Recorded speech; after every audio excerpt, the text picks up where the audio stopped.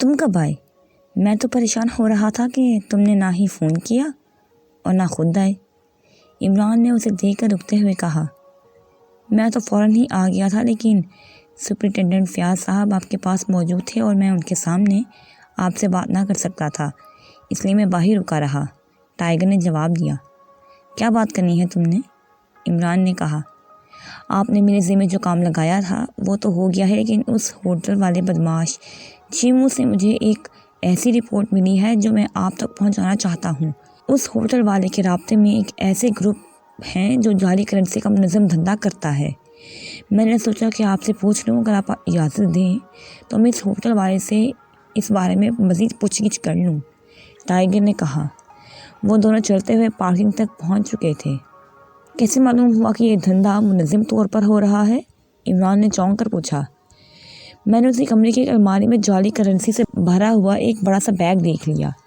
میں یہ بیگ دیکھ کر چونک پڑا کیونکہ وہ ہوٹل والا جس کا نام چیمو ہے اس ٹائپ کا آدمی نہیں ہے کہ اتنی زیادہ تعداد میں جعلی کرنسی اس کے پاس موجود ہو۔ چنانچہ میں نے جب اس پہ سختی کی تو اس نے بتایا کہ وہ اس گروہ کا درمیانہ آدمی ہے اور جعلی کرنسی آگے سپلائی کرتا ہے۔ یہ جعلی کرنسی اس چیمو کے مطابق دارالحکومت کا ایک بڑا بدماش اسے سپلائی کرتا ہے اور اس کا وہ معاوضہ وصول کرتا ہے، ٹائیگر نے جواب دیا۔ لیکن تم نے یہ بات مجھ سے پوچھنے کی ضرورت کیوں سمجھی؟ عمران نے کہا۔ اس لیے کہ آپ اس قسم کے کاروبار کرنے والوں کے خلاف ایکشن نہیں لیتے، لیکن میں نے جو کرنسی دیکھی ہے وہ اس قدر ماہرانہ انداز میں چھاپی گئی ہے کہ میرا خیال ہے کہ اس کاروبار کے پیچھے یقیناً غیر ملکیوں کا ہاتھ ہوگا۔ عام سے مجرم اس قدر صاف جعلی کرنسی نہیں چھاپ سکتے۔ اس خیال سے میں نے یہ بات کی ہے کہ ہو سکتا ہے کہ آپ اس سلسلے میں کام کرنے کا حکم دے دیں، ٹائیگر نے کہا۔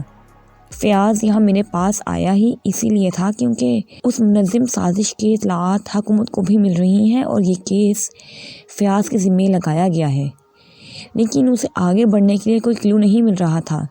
اس کا کہنا بھی یہی ہے کہ کرنسی انتہائی ماہرانہ انداز میں چھاپی جا رہی ہے اور اہم بات یہ ہے کہ اسے عام انداز میں چلانے کے بجائے بینکوں کے ذریعے پھیلانے کی کوشش کی جا رہی ہے، اور میں نے اس سے وعدہ کر لیا ہے کہ میں اس سلسلے میں اس کی مدد کروں گا، کیونکہ اگر واقعی یہ کوئی منظم سازش ہے تو پھر لامحالہ اسے پاکیزہ کی معیشت کو شدید نقصان پہنچ سکتا ہے، عمران نے کہا تو ٹائیگر کا چہرہ بے اختیار کھل اٹھا۔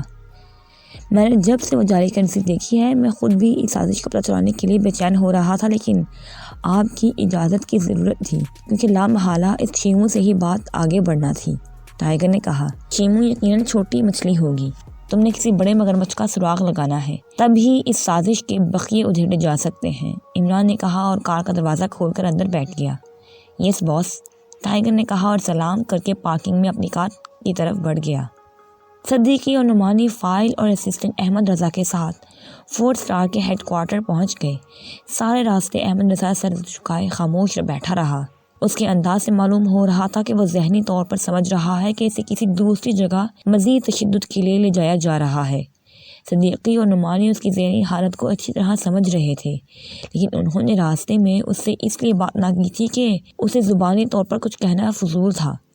انسپکٹر توفیق اور اس کے ساتھیوں نے اس پر بری طرح تشدد کیا تھا۔ اس کے بعد ظاہر ہے کہ وہ زبانی طور پر ان کی باتوں پر کیسے اعتبار کر سکتا تھا، اس لیے وہ بھی خاموش رہے تھے۔ ہیڈ کوارٹر پہنچ کر صدیقی اور نعمانی نے اسے کار سے اتار کر سٹنگ روم میں لے آئے۔ صدیقی نے ہیڈ کوارٹر کے ملازم کو احمد رضا کے لیے چائے لانے کا کہہ دیا۔ نعمانی، اس کی بیوی کو بلا لیا جائے تاکہ احمد رضا صاحب کی تسلی ہو جائے کہ ہم اس کے دوست ہیں، دشمن نہیں، صدیقی نے کہا تو احمد رضا بے اختیار چونک پڑا۔ ٹھیک ہے، مجھے اس نے اپنے فلیٹ کا فون نمبر بتا دیا تھا، نعمانی نے کہا اور اٹھ کر ایک طرف تپائی پر پڑے ہوئے فون کی طرف بڑھ گیا۔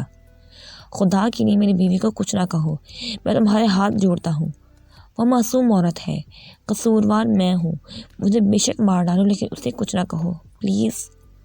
احمد رضا نے یکلخت صدیقی کے سامنے ہاتھ جوڑتے ہوئے اور روتے ہوئے کہا۔ اس کے چہرے پر انتہائی بے بسی کے تاثرات ابھر آئے تھے۔ فکر مت کرو، تم خوفزدہ ہو اس لیے ایسا سوچ رہے ہو، ہم تمہاری بیوی کو اس لیے بلا رہے ہیں تاکہ تمہیں یقین آ جائے کہ تم دوستوں میں ہو، صدیقی نے اسے تسلی دیتے ہوئے کہا۔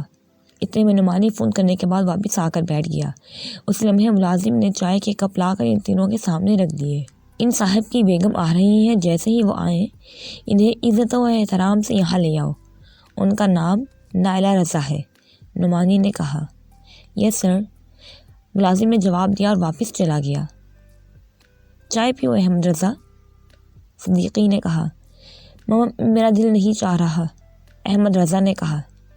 دل نہیں بھی چاہ رہا تب بھی پی لو، تمہارے ذہن پر اس وقت شدید بوجھ ہے، چائے پینے سے اس میں کمی آ جائے گی، صدیقی نے ایک پیالی اٹھاتے ہوئے کہا، لیکن احمد رضا نے پیالی کی طرف ہاتھ نہیں بڑھایا۔ وہ خاموش سر جھکائے بیٹھا رہا۔ صدیقی اور نعمانی اس کی حالت کے پیش نظر اس سے دوبارہ اس بارے میں کوئی بات نہیں کی۔ اس فائل میں کیا ہے؟ نعمانی نے صدیقی سے پوچھا۔ احمد رضا کا بیان، جس میں اس نے اعتراف جرم کیا ہے کہ وہ جعلی کرنسی کی سپلائی میں ملوث ہے، ساتھ ہی ان افراد کے نام دیے ہیں، انسپکٹر توفیق اور سب انسپکٹر کی رپورٹس کے انہوں نے کس طرح نگرانی کر کے احمد رضا کو رنگے ہاتھوں پکڑا اور پھر انہوں نے بینک کے ایک کمرے سے جعلی کرنسی برآمد کی، وغیرہ وغیرہ، صدیقی نے منہ بناتے ہوئے کہا۔ تقریباً آدھے گھنٹے بعد ملازم ایک نوجوان عورت کے ساتھ اندر داخل ہوا۔ صدیقی، یہ نائلہ رضا ہیں، احمد رضا کی بیگم اور میری ہمسائی۔ نعمانی نے اس کے استقبال کے لیے اٹھ کر کھڑے ہوتے ہوئے کہا تو صدیقی بھی اٹھ کھڑا ہوا۔ احمد رضا اس طرح نائلہ کو دیکھ رہا تھا جیسے اسے اس پر ترس آ رہا ہو۔ احمد رضا، یہ تمہاری کیا حالت ہو رہی ہے؟ اوہ اوہ، کیا پولیس نے تم پر تشدد کیا ہے؟ نائلہ نے جلدی سے آگے بڑھ کر احمد رضا کا بازو پکڑتے ہوئے انتہائی پریشان سے لہجے میں کہا۔ تم یہاں کیوں آئی ہو؟ اب یہ ظالم لوگ تمہارا بھی یہی حشر کریں گے، بھاگ جاؤ یہاں سے، بھاگ جاؤ، یہ انسان نہیں درندے ہیں، احمد رضا نے یکلخت چیختے ہوئے کہا۔ ایسا محسوس ہو رہا تھا جیسے اس پر ہذیان کا دورہ پڑ گیا ہو۔ کیا کہہ رہے ہو؟ کیا تمہارے ذہن پر اثر ہو گیا ہے؟ یہ نعمانی صاحب ہیں، ہمارے ہمسائے۔ جب مجھے بینک سے اطلاع ملی کہ تمہیں فیڈرل ایجنسی والے گرفتار کر کے لے گئے ہیں اور پھر کسی کو بھی معلوم نہیں تھا کہ تمہیں کہاں لے جایا گیا ہے، تو میں پریشانی کے عالم میں نعمانی صاحب کے فلیٹ پر گئی۔ انہوں نے مجھے یقین دلایا کہ اگر تم بے گناہ ہو تو وہ تمہاری ضمانت کے لیے کوشش کریں گے، اور پھر انہوں نے مجھے فون کیا کہ وہ تمہیں پولیس کے قبضے سے نکلوا لائے ہیں، لیکن تم انہیں اصل حالت نہیں بتا رہے، اس لیے میں آ جاؤں، اور دیکھو میں آ گئی، نائلہ نے رو دینے والے لہجے میں کہا۔ یہ سب دھوکہ ہے، یہ ہمارے دوست بن کر ہم پر مصیبت کے پہاڑ توڑنا چاہتے ہیں، یہ سب دھوکہ ہے، تم بھاگ جاؤ، خدا کے لیے تم بھاگ جاؤ، احمد رضا نے رو دینے والے لہجے میں کہا۔ بہن تم بیٹھو، ابھی تمہاری موجودگی میں ساری بات صاف ہو جائے گی، احمد رضا صاحب بہت خوفزدہ ہیں اس لیے ایسا کہہ رہے ہیں، صدیقی نے نائلہ سے کہا تو نائلہ ہونٹ چباتی ہوئی احمد رضا کے ساتھ پڑی ہوئی خالی کرسی پر بیٹھ گئی۔ احمد رضا صاحب، جب آپ نے اعتراف جرم کر لیا ہے تو پھر اس بات کی کیا ضرورت باقی رہ جاتی ہے کہ آپ کو دوست بن کر ٹریپ کیا جائے؟ یہ کام تو وہاں کیا جاتا ہے جہاں کوئی تشدد کے باوجود اعتراف جرم نہ کر رہا ہو، صدیقی نے احمد رضا سے مخاطب ہو کر کہا تو احمد رضا بھی اختیار چونک پڑا۔ اوہ واقعی، مگر آپ کون ہیں؟ پولیس والوں نے مجھے آپ کے ساتھ کیسے بھیج دیا؟ وہ تو کہہ رہے تھے کہ ابھی میری ضمانت نہیں ہوگی، جب وہ اپنی مرضی کے سارے آدمی پکڑ لیں گے تو پھر وہ مجھے وعدہ معاف گواہ بنا کر چھوڑ دیں گے، احمد رضا نے کہا۔ میرا تعلق اسپیشل فورس سے ہے، نعمانی صاحب میرے دوست ہیں، انہوں نے جب مجھے آپ کے متعلق بتایا تو میں نے اس معاملے میں دلچسپی لی کیونکہ ہماری فورس بھی جعلی کرنسی کے سلسلے میں کام کر رہی ہے، چنانچہ میں نے اپنے چیف سے بات کی کہ ہمارے چیف نے فیڈرل ایجنسی کا ڈائریکٹر جنرل کو حکم دیا کہ چونکہ جعلی کرنسی کا کیس سرکاری طور پر ہمارے پاس ہے، اس لیے تمہاری فائل اور تمہیں ہمارے حوالے کر دیا جائے۔ اس پر وہ انسپکٹر توفیق مجبور ہو گیا اور ہم فائل اور تمہیں ساتھ لے کر یہاں آ گئے۔ اب تم نے مجھے سچ بتانا ہے کہ کیا واقعی تم اس کیس میں ملوث ہو یا نہیں؟ جو کچھ سچ ہے وہ بتا دو، اور یقین رکھو کہ اگر تم بے گناہ ہو اور ہمیں تمہاری بات کا یقین آ گیا تو تمہیں ابھی تمہاری بیوی کے ساتھ تمہارے گھر بھیج دیا جائے گا، صدیقی نے کہا۔ جو کچھ سچ ہے رضا وہ بتا دو، مجھے یقین ہے کہ یہ غلط نہیں کہہ رہے، نائلہ نے کہا تو احمد رضا نے بھی اختیار ایک طویل سانس لیا۔ سچ تو یہ ہے کہ میں حقیقتاً بے گناہ ہوں، اصل بات یہ ہے کہ ہمارے بینک کا ایک کیشیئر عبدالصمد اس کام میں کسی طرح ملوث تھا، میں نے اسے اصل نوٹوں کی گڈیوں میں جعلی نوٹوں کی گڈیاں شامل کرتے ہوئے پکڑ لیا اور وہ گڈیاں پھینک کر بھاگ گیا۔ میں نے مینیجر کو رپورٹ کی تو مینیجر نے کہا کہ وہ تحقیقات کرائیں گے، میں واپس اپنی سیٹ پر آ کر بیٹھ گیا۔ آدھے گھنٹے بعد انسپکٹر توفیق اپنے عملے کے ساتھ بینک میں آ گیا اور اس نے مجھے گرفتار کر لیا۔ وہ جعلی نوٹوں کی ایک گڈی ساتھ لے آیا تھا جو اس نے زبردستی میری میز کے دراز میں ڈال کر برآمدگی ظاہر کی اور پھر مجھے گرفتار کر کے تھانے لے آیا۔ میں نے جب احتجاج کیا تو مجھے انتہائی بے رحمی سے مارا گیا، انتہائی بے رحمی سے۔ مجھے کہا گیا کہ اب وہ مجھے کیشیئر عبدالصمد کو پکڑنے کا مزہ چکھائیں گے۔ انسپکٹر توفیق کے اسسٹنٹ نے مجھے بتایا کہ کیشیئر عبدالصمد انسپکٹر توفیق کا بھتیجا ہے اور وہ بینک سے نکل کر سیدھا انسپکٹر توفیق کے پاس آیا اور انسپکٹر توفیق نے جا کر مجھے پکڑ لیا۔ انہوں نے مجھے کہا کہ میں اعتراف جرم پر دستخط کروں، لیکن میں نے کوئی جرم کیا ہوتا تو میں اعتراف کرتا۔ اس پر انہوں نے مجھ پر ایسا خوفناک تشدد کیا کہ میری ذہنی حالت خراب ہو گئی، میرے جسم کی رگ رگ جیسے ٹوٹ گئی ہو۔ یہ ایسا خوفناک عذاب تھا کہ ناقابل برداشت تھا، لیکن اس کے باوجود میں نے انکار کر دیا۔ انہوں نے مجھے دھمکی دی کہ اگر میں نے اعتراف جرم پر دستخط نہ کیے اور بڑے افسروں کے سامنے یہ بیان نہ دیا کہ میں اپنی رضامندی سے اعتراف کیا ہے اور میں واقعی جعلی کرنسی کے کیس میں ملوث ہوں، تو وہ میرے بیوی کو پکڑ کر تھانے لے آئیں گے اور اسے سب کے سامنے بے عزت کریں گے۔ اس دھمکی پر میں پاگل ہو گیا اور پھر میں نے ان کے سامنے ہتھیار ڈال دیے۔ میں نے نہ صرف اس کاغذ پر دستخط کر دیے بلکہ جیسے انہوں نے کہا ویسے ہی میں نے اپنا بیان ٹیپ کرا دیا۔ اس کے بعد اچانک وہ اسسٹنٹ میرے پاس آیا۔ اس نے کہا کہ مجھ سے ملنے کوئی بڑا افسر آیا ہے، اگر میں نے اس کے سامنے اس کے خلاف کوئی بات کی یا اعتراف جرم نہ کیا تو پھر میری بیوی نہ بچ سکے گی۔ اس کے بعد نعمانی صاحب کے سامنے مجھے لایا گیا اور وہ اسسٹنٹ ساتھ بیٹھ گیا، اس لیے مجبوراً مجھے ان کی بتائی ہوئی بات دہرانا پڑی۔ اس کے بعد دوبارہ نعمانی صاحب آئے اور مجھے ساتھ لے کر انسپکٹر توفیق کے کمرے میں پہنچے۔ وہاں آپ بھی موجود تھے۔ انسپکٹر توفیق جس طرح آپ سے پیش آ رہا تھا اس سے میں سمجھ گیا کہ آپ بھی پولیس کے بڑے افسر ہیں اور شاید مجھ پر مزید تشدد کیا جائے گا، بس یہ ہے ساری بات۔ احمد رضا نے تفصیل بتاتے ہوئے کہا، یہ ایشیا بلڈنگ میں کمرہ اور ایک جعلی کرنسی، اس کا کیا چکر ہے؟ صدیقی نے پوچھا۔ مجھے کچھ بھی نہیں معلوم، مجھے تو بینک سے پکڑ کر اس بلڈنگ میں لایا گیا، پھر مجھے باہر نہیں لایا گیا اور اب میں آپ کے ساتھ باہر آیا ہوں۔ ویسے بھی میں نے آج تک ایشیا بلڈنگ دیکھی تک نہیں، احمد رضا نے کہا۔ اس کا مطلب ہے کہ انسپکٹر توفیق بھی اس جرم میں ملوث ہے، صدیقی نے کہا۔ میں کیا کہہ سکتا ہوں جناب، جو سچ تھا وہ میں نے آپ کو بتا دیا۔ اس سے پہلے نہ میں نے کبھی انسپکٹر توفیق کو دیکھا اور نہ ہی کسی اور کو، احمد رضا نے جواب دیا۔ اور پھر اس سے پہلے کہ کوئی مزید جواب یا بات ہوتی، اچانک فون کی گھنٹی بج اٹھی تو نعمانی اور صدیقی دونوں ہی بے اختیار چونک پڑے۔ صدیقی نے جلدی سے اٹھ کر ریسیور اٹھا لیا۔ یس، صدیقی نے کہا۔ ارے میں نے فون تو 4 اسٹارز کے ہیڈ کوارٹر کیا تھا، یہ اسپیشل فورس کی آواز کیسے سنائی دینے لگی؟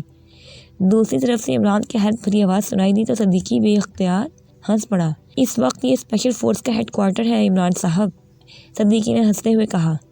اچھا، حیرت ہے، یعنی ہیڈ کوارٹر نہیں بلکہ دکان ہے کہ ایک بورڈ اتار دو اور دوسرا لگا دیا؟ بہت خوب، عمران نے کہا تو صدیقی ایک بار پھر بے اختیار ہنس پڑا۔ آپ نے یہاں کیسے فون کیا اور آپ کو اسپیشل فورس والی بات کا کیسے ہو گیا؟ صدیقی نے کہا۔ مجھے اطلاع ملی ہے کہ اسپیشل فورس فیڈرل ایجنسی کے سینٹرل پوسٹ سے جعلی کرنسی کا ایک بڑا مجرم بلکہ سرغنہ لے اڑی ہے، تو میں بڑا حیران ہوا کہ اسپیشل فورس کا کام تو سڑکوں پر خراب ہو جانے والی کاروں کو دھکے لگانا تھا، اور جعلی کرنسی کے چکر میں کہاں پھنس گئی۔ میں نے بھی فیڈرل ایجنسی کے سینٹرل پوسٹ کے انسپکٹر توفیق کو فون کیا تو اس نے بتایا کہ فیڈرل ایجنسی کے ڈائریکٹر جنرل صاحب کے حکم پر اس نے اسپیشل فورس کے 2 افسروں صدیقی اور نعمانی کے حوالے میں مجرم کر دیا ہے اور یہ دونوں کیس کی فائل بھی لے گئے ہیں۔ تو میں سمجھ گیا کہ کیا واردات ہوئی ہے، چنانچہ میں نے تمہارے فلیٹ پر فون کیا، تم وہاں نہیں ملے، پھر نعمانی کے فلیٹ پر فون کیا تو وہ بھی غائب تھا، پھر میں نے 4 اسٹارز کے ہیڈ کوارٹر فون کیا کہ ان کو یہ مشن دوں کہ وہ اسپیشل فورس کے افسران کا سراغ لگائیں، اور 4 اسٹارز کے ممبر تو ایک طرف رہے، 4 اسٹارز کا ہیڈ کوارٹر ہی اس قدر تیز ہے کہ اس نے فون سے پہلے ہی مشن مکمل کر لیا، عمران نے کہا تو صدیقی بھی اختیار ہنس پڑا۔ پھر اس نے نعمانی کے فلیٹ پر نائلہ رضا کے آنے سے لے کر اب تک کے حالات کی مختصر سی روداد سنا دی۔ احمد رضا بھی تمہارے تحویل میں ہے؟ عمران نے پوچھا۔ ہاں، اس کی بیوی بھی یہاں موجود ہے۔ احمد رضا پر انتہائی بے رحمانہ تشدد کیا گیا ہے، وہ ذہنی طور پر بے حد خوفزدہ تھا، اس لیے ہم نے اس کی بیوی کو بھی بلا لیا کہ اسے یقین آ سکے کہ ہم انسپکٹر توفیق کی طرح کام نہیں کرتے، اور اس نے جو تفصیل بتائی ہے اس کے مطابق اصل مجرم بینک کا کیشیئر عبدالصمد تھا جو انسپکٹر توفیق کا بھتیجا ہے، اور اس عبدالصمد کو بچانے کے لیے انسپکٹر توفیق نے یہ سارا ملبہ احمد رضا پر ڈال دیا ہے، صدیقی نے کہا۔ میں وہیں آ رہا ہوں، پھر بات ہوگی، عمران نے کہا، اور اس کے ساتھ ہی رابطہ ختم ہو گیا۔ عمران صاحب خود آ رہے ہیں، میرا خیال ہے کہ وہ بھی جعلی کرنسی کے سلسلے میں ہی کام کر رہے ہیں۔ صدیقی نے واپس آ کر کرسی پہ بیٹھتے ہوئے نعمانی سے کہا، اوہ پھر تو یقیناً اصل مجرم سامنے آ جائیں گے۔ نعمانی نے جواب دیا اور صدیقی نے اس بات میں سر ہلا دیا۔ کون آ رہے ہیں؟ احمد رضا نے پریشان ہوتے ہوئے کہا، Ali Imran, MSc DSc asking. Siddiqui نے مسکراتے ہوئے کہا، پورا نام القاب سمیت بتاؤ۔ حقیر، فقیر، پرتقصیر، ہیچ مدان، بندہ نادان، Ali Imran, MSc DSc asking. Nomani نے کہا تو صدیقی بھی اختیار کہہ مار کر ہنس پڑا۔ یہ آپ کے دوست ہیں؟ نائلہ نے پوچھا۔